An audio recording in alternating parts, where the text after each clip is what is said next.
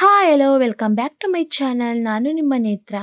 ಇವತ್ತು ನಾನು ಒಂದು ಉಪ್ಪಿಟ್ಟಿನ ರೆಸಿಪಿನ ನಾನು ನಿಮ್ಮ ಜೊತೆ ಶೇರ್ ಮಾಡ್ಕೊಳ್ತಾ ಇದ್ದೀನಿ. ಮತ್ತು ಉಪ್ಪಿಟ್ಟನ್ನು ಕಾಂಕ್ರೀಟ್ ಅಂತಲೂ ಕರೀತಾರೆ.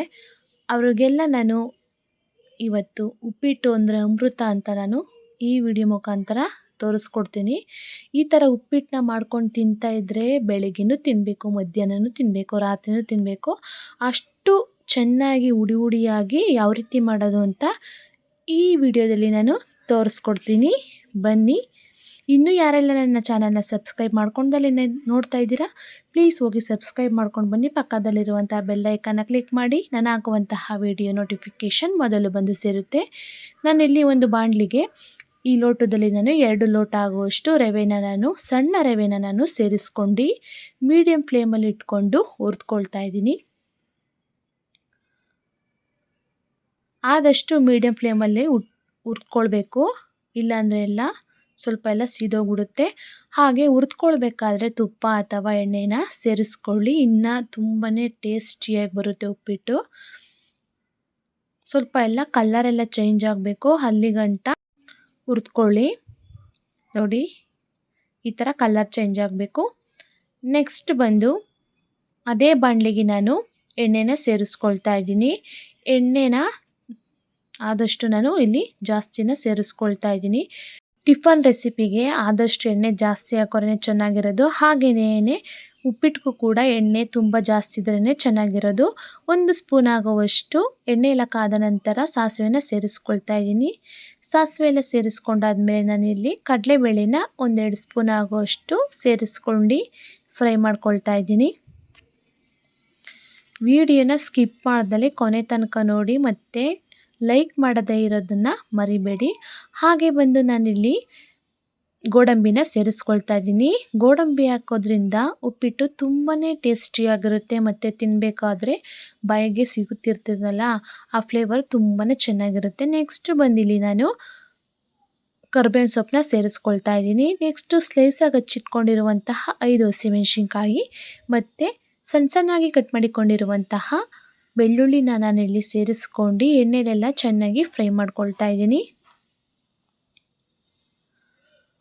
ಉಪ್ಪಿಟ್ಟು ಅಂದರೆ ಸಾಕು, ಈಗಿನ ಮಕ್ಕಳು ತುಂಬಾ ಮುಖ ಮುರಿತಾರೆ ಮತ್ತು ಬೇಡ ಅಂತಾರೆ. ಈ ಥರ ಉಪ್ಪಿಟ್ಟನ್ನ ಮಾಡಿಕೊಡಿ, ಬೆಳಗ್ಗೆನೂ ಕೇಳ್ತಾರೆ, ಮಧ್ಯಾಹ್ನಕ್ಕೂ ಕೇಳ್ತಾರೆ, ತುಂಬಾ ಇಷ್ಟಪಟ್ಟು ತಿಂತಾರೆ. ಹಾಗೆ ಬಂದು ನಾನಿಲ್ಲಿ 2 ಗೆಡ್ಡೆ ಆಗುವಷ್ಟು ಈರುಳ್ಳಿನ ಸ್ಲೈಸಾಗಿ ಹೆಚ್ಕೊಂಡು ಸೇರಿಸ್ಕೊಳ್ತಾ ಇದ್ದೀನಿ. ಎಣ್ಣೆಯಲ್ಲಿ ಚೆನ್ನಾಗೆಲ್ಲ ಕಲರ್ ಚೇಂಜ್ ಆಗೋ ಗಂಟ ಫ್ರೈ ಮಾಡ್ಕೊಳ್ಳಿ.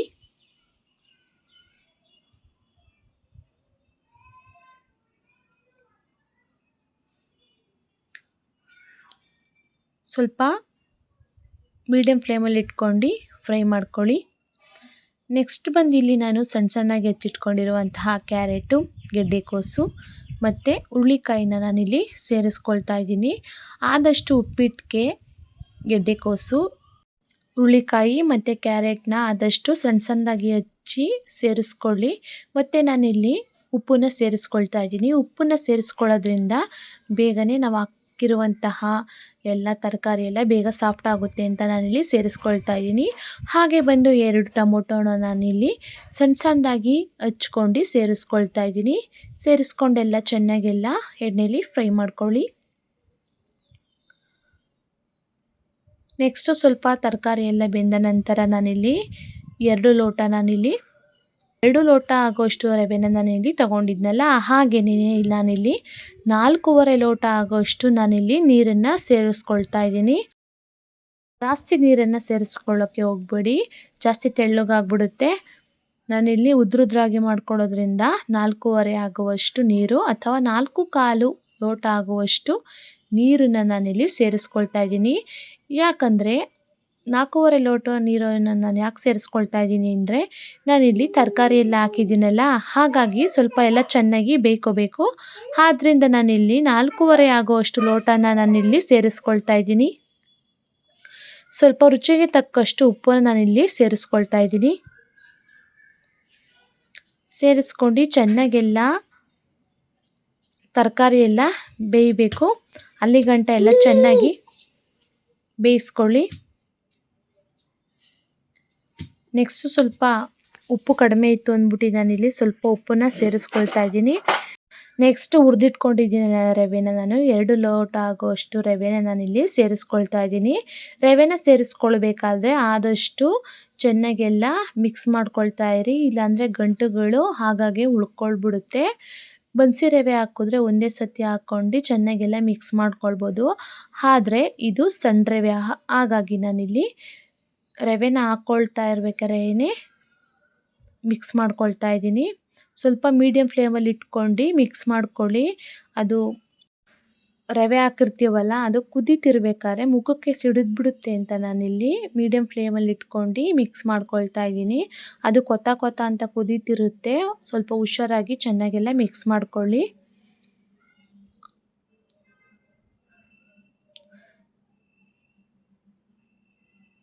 ಗಂಟುಗಳಿರಬಾರ್ದು, ಆ ರೀತಿ ಎಲ್ಲ ಚೆನ್ನಾಗೆಲ್ಲ ಮಿಕ್ಸ್ ಮಾಡ್ಕೊಳ್ತಾ ಇದ್ದೀನಿ.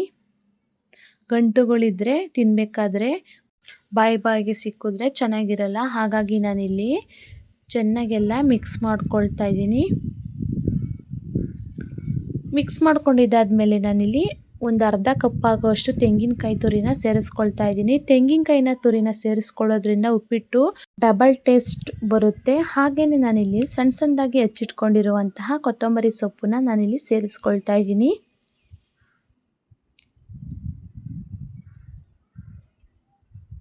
ಸೇರಿಸ್ಕೊಂಡು ಚೆನ್ನಾಗೆಲ್ಲ ಮಿಕ್ಸ್ ಮಾಡ್ಕೊಳ್ಳಿ. ನೋಡಿ ಎಷ್ಟು ಉದ್ರುದ್ರಾಗಿ ಬಂದಿದೆ ಅಂತ. ನನ್ನ ಮಗಳಂತೂ ನಾನೇ ತಿನ್ನಿಸ್ತಿದ್ದೆ. ಬೆಳಗ್ಗೆನೂ ತಿಂದಳು, ಮಧ್ಯಾಹ್ನನೂ ಅವಳೇ ಕೂಡ ತಿಂದಳು. ತುಂಬಾ ಇಷ್ಟಪಟ್ಟು ತಿಂದಳು. ನೆಕ್ಸ್ಟ್ ಡೇ ಬೆಳಗ್ಗೆನೇ ಎದ್ದು ಉಪ್ಪಿಟ್ಟು ಹಾಕ್ಕೊಡು ಅಂತ ಕೇಳ್ತಾ ಇದ್ಲು. ಉಪ್ಪಿಟ್ಟೆಲ್ಲ ಖಾಲಿ ಆಗಿಬಿಟ್ಟಿತ್ತು. ನೋಡಿ ಅಷ್ಟು ಉದ್ರುದಾಗಿ ಬಂದಿತ್ತು. ನನಗೆ ಮಾತ್ರ ತುಂಬಾ ಇಷ್ಟ ಆಯಿತು. ನಮ್ಮ ಯಜಮಾನ್ರು ನನ್ನ ಮಗ ತುಂಬಾ ಇಷ್ಟಪಟ್ಟು ತಿಂದರು. ಸ್ವಲ್ಪ ಜನಕ್ಕೆಲ್ಲ ತೆಳ್ಳಗಿರಬೇಕು, ಸ್ವಲ್ಪ ಜನಕ್ಕೆ ಮೀಡಿಯಮ್ ಆಗಿರಬೇಕು, ಸ್ವಲ್ಪ ಜನಕ್ಕಂತೂ ಉದ್ರಾಗಿರಬೇಕು.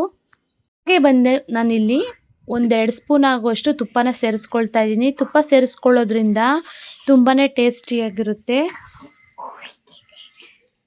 ತುಪ್ಪ ಇಷ್ಟಪಡೋರು ಆದಷ್ಟು 1-3 ಸ್ಪೂನು 1-2 ಸ್ಪೂನ್ ಆಗುವಷ್ಟು ತುಪ್ಪನ ಸೇರಿಸ್ಕೊಂಡಿದ್ದಾದಮೇಲೆ ಚೆನ್ನಾಗೆಲ್ಲ ನಾನಿಲ್ಲಿ ತುಪ್ಪ ಎಲ್ಲ ಹೊಂದ್ಕೋಬೇಕು, ಆ ರೀತಿ ಎಲ್ಲ ಚೆನ್ನಾಗಿ ಮಿಕ್ಸ್ ಮಾಡ್ಕೊಳ್ತಾ ಇದ್ದೀನಿ. ಮಿಕ್ಸ್ ಮಾಡ್ಕೊಂಡಿದ್ದಾದಮೇಲೆ ನಾನಿಲ್ಲಿ ಸಮ ಮಾಡ್ಕೊಂಡು ಒಂದು ಪ್ಲೇಟನ್ನು ಕ್ಲೋಸ್ ಮಾಡ್ಕೊಂಡು ಒಂದು ಅರ್ಧ ನಿಮಿಷಗಳ ಕಾಲ ನಾನಿಲ್ಲಿ ಸ್ವಲ್ಪ ಎಲ್ಲ ಅಳ್ಕೋಬೇಕು. ಹಾಗಾಗಿ ಕ್ಲೋಸ್ ಮಾಡ್ಕೊಂಡು ಓಪನ್ ಮಾಡ್ತಾಯಿದ್ದೀನಿ. ನೋಡಿ ಎಷ್ಟು ಉದ್ರುದ್ರಾಗಿ ಬಂದಿದೆ ಅಂತ. ಈ ಥರ ಡಿಫ್ರೆಂಟ್ ಆಗಿರುವಂತಹ ರೆಸಿಪಿ ಬೇಕು ಅಂದರೆ ನನಗೆ ಕಮೆಂಟ್ ಸೆಕ್ಷನಲ್ಲಿ ಕಮೆಂಟ್ ಮಾಡಿ. ಹಾಗೆಯೇ ಯಾರಿಗೆಲ್ಲ ಇಷ್ಟ ಆಯಿತು ಈ ವಿಡಿಯೋ ಲೈಕ್ ಮಾಡಿ ಮತ್ತು ಶೇರ್ ಮಾಡಿ, ಕಮೆಂಟ್ ಮಾಡಿ. ಲೈಕ್ ಮಾಡೋದನ್ನು ಮರಿಬೇಡಿ ಪ್ಲೀಸ್. ಎಲ್ರಿಗೂ ನಿಮ್ಮ ಫ್ಯಾಮಿಲಿ ಫ್ರೆಂಡ್ಶಿಪ್ಗಳಿಗೆ ಶೇರ್ ಮಾಡಿ. ನಾನು ಮಾಡಿರುವಂತಹ ಉಪ್ಪಿಟ್ಟು ನಿಮಗೆ ಇಷ್ಟವಾದರೆ ಲಾಸ್ಟ್ನಲ್ಲಿ ಕಮೆಂಟ್ನಲ್ಲಿ ಒಂದು ಸೂಪರ್ ಅಂತ ಕಮೆಂಟ್ ಮಾಡಿ.